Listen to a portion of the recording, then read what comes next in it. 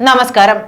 തദ്ദേശ ഭരണപരിഷ്കരണ കമ്മീഷന്റെ അധ്യക്ഷനായിട്ടുള്ള ബി അശോക് IASന്റെ സ്ഥലം മാറ്റത്തിന് സ്റ്റേ ഇട്ടിരിക്കുകയാണ്. ഒടുവിൽ കൃഷി വകുപ്പ് പ്രിൻസിപ്പൽ സെക്രട്ടറി സ്ഥാനത്ത് നിന്ന് നീക്കിയ നടപടിയാണ് സെൻട്രൽ അഡ്മിനിസ്ട്രേറ്റീവ് ട്രിബ്യൂണൽ സ്റ്റേ ചെയ്തത്. സിവിൽ സർവീസ് ഉദ്യോഗസ്ഥരുടെ സ്ഥലം മാറ്റവുമായി ബന്ധപ്പെട്ട മാനദണ്ഡം ലംഘിച്ചുകൊണ്ടാണ് സ്ഥലമാറ്റമെന്നായിരുന്നു അശോകിന്റെ ആരോപണം. ഈ ആരോപണം ശരിവച്ചാണ് സ്റ്റേ അനുവദിച്ചത്. സംസ്ഥാന സർക്കാരുമായുള്ള അഭിപ്രായ വ്യത്യാസങ്ങളെ തുടർന്നായിരുന്നു അശോകിന്റെ സ്ഥാനചലനം. തന്നെ സെക്രട്ടേറിയറ്റിന് പുറത്തുള്ള തസ്തികയിലേക്ക് മാറ്റിയ സർക്കാരിനെതിരെ നിയമ പോരാട്ടത്തിനുറച്ചുള്ള നീക്കമായിരുന്നു അശോകിന്റേത്. പിണറായി വിജയൻ സർക്കാരിനേറ്റ തിരിച്ചടിയാണ് സെൻട്രൽ അഡ്മിനിസ്ട്രേറ്റീവ് ട്രിബ്യൂണലിന്റെ ഇടപെടൽ. കൃഷി വകുപ്പ് പ്രിൻസിപ്പൽ സെക്രട്ടറി സ്ഥാനത്ത് നിന്ന് തദ്ദേശ സ്വയംഭരണ വകുപ്പ് പരിഷ്കാര കമ്മീഷന്റെ അധ്യക്ഷ സ്ഥാനത്തേക്കാണ് അദ്ദേഹത്തെ മാറ്റിയിരുന്നത്. നടപടി സെൻട്രൽ അഡ്മിനിസ്ട്രേറ്റീവ് കമ്മീഷന്റെ എറണാകുളം ബെഞ്ച് സ്റ്റേ ചെയ്തതോടെ അശോകിനെ കൃഷി വകുപ്പ് പ്രിൻസിപ്പൽ സെക്രട്ടറി സ്ഥാനത്തേക്ക് മടങ്ങി വരാനാകും. ബി അശോകിനെ കൃഷി വകുപ്പിൽ നിന്ന് മാറ്റി തദ്ദേശ ഭരണപരിഷ്കരണ കമ്മീഷന്റെ അധ്യക്ഷനായി നിയമിച്ചത് വകുപ്പ് മന്ത്രി പോലും അറിയാതെയായിരുന്നു. മന്ത്രിസഭയിൽ വിഷയമെത്തിയപ്പോഴാണ് മന്ത്രി അറിയുന്നത് തന്നെ.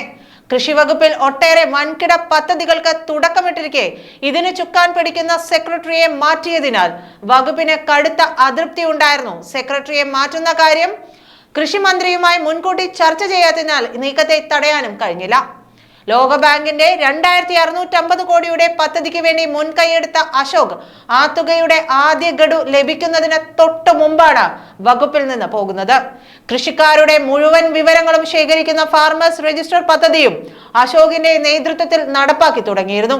കൃഷി വകുപ്പ് പ്രിൻസിപ്പൽ സെക്രട്ടറി, കാർഷികോൽപാദന കമ്മീഷണർ, കാർഷിക സർവകലാശാല വൈസ് ചാൻസലർ എന്നീ പദവികളിൽ നിന്നും മാറ്റിയാണ് അശോകിനെ കമ്മീഷൻ അധ്യക്ഷനായി നിയമിച്ചത്. തദ്ദേശ ഭരണപരിഷ്കരണ കമ്മീഷന്റെ അധ്യക്ഷനായി തന്നെ നിയമിച്ച നടപടി സുപ്രീം കോടതി ഉത്തരവിന്റെ ലംഘനമാണെന്നും നിയമന ഉത്തരവ് റദ്ദാക്കണമെന്നും ആവശ്യപ്പെട്ട B Ashok chief secretary Sarada മുരളീധരന് നേരത്തെ കത്തയച്ചിരുന്നു. ചട്ടങ്ങൾ പാലിക്കാത്ത ഉത്തരവിന്റെ അടിസ്ഥാനത്തിലുള്ള പദവി തനിക്ക് ഏറ്റെടുക്കാനാകില്ലെന്ന് അശോക് കത്തിൽ വ്യക്തമാക്കുകയും ചെയ്തു.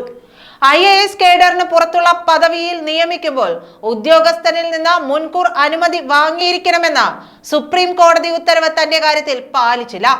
ഭരണ സർവീസിൽ സുപ്രധാന ചുമതല വഹിക്കുന്ന കേഡർ തസ്തികയിലുള്ള ഉദ്യോഗസ്ഥരെ കേഡറിന് പുറത്തേക്ക് മാറ്റാനാവില്ലെന്ന ചട്ടവും ലംഘിക്കപ്പെട്ടു. സ്വതന്ത്ര സ്ഥാപനമായ ഭരണപരിഷ്കരണ കമ്മീഷന്റെ അധ്യക്ഷ പദം കേഡറിന് പുറത്തുള്ളതാണ്. അത് ഏറ്റെടുക്കാനാവില്ലെന്നായിരുന്നു ബി അശോകിന്റെ വാദം. തദ്ദേശ വകുപ്പിൽ 4 മാസം മാത്രമേ താൻ ഇതുവരെ പ്രവർത്തിച്ചിട്ടുള്ളൂ.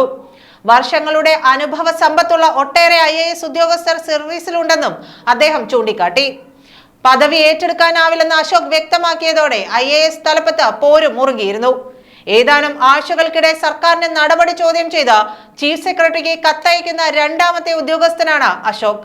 അഡീഷണൽ ചീഫ് സെക്രട്ടറി A ജയതിലകിനെ സമൂഹ മാധ്യമത്തിൽ അധിക്ഷേപിച്ചതിന്റെ പേരിൽ തന്നെ സസ്പെൻഡ് ചെയ്തത് അനീതിയാണെന്ന് കാട്ടി IAS ഉദ്യോഗസ്ഥൻ N പ്രശാന്ത് നേരത്തെ രംഗത്ത് വരികയും ചെയ്തിരുന്നു.